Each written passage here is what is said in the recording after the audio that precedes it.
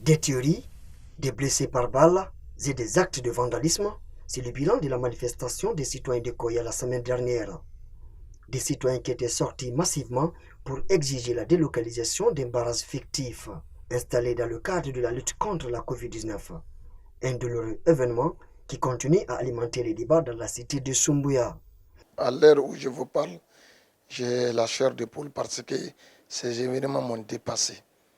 En tant qu'acteur de la société civile, nous avons attiré, avant l'acte, on a attiré l'attention des autorités par rapport à ce barrage illégal. Et cet acte a fait que nous avons perdu des vies humaines. Le commissariat central a été saccagé, la gendarmerie de Mania saccagée, beaucoup de morts, beaucoup de blessés graves. Il y a eu du vandalisme et vraiment c'est déplorable. L'abus d'autorité, la tracasserie policière, la corruption sont les principales causes du soulèvement des habitants de Sumbuya. Une pratique des services de sécurité que déplore cet activiste de la société civile de Koya. C'est un barrage fictif. Le communiqué a passé qui a inséré 3 barrages. Un à Bawa dans Dobereka, un autre dans Wankifon, la sous-préfecture de Wankifon, et un troisième à Kouria, la sous-préfecture de Kouria.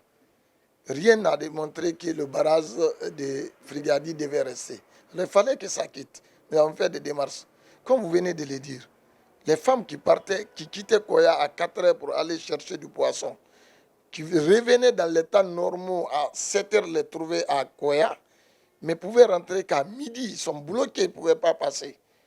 Leurs marchandises se pourrissaient là-bas, certains avaient des marchandises pourrissables. On les rançonnait effectivement.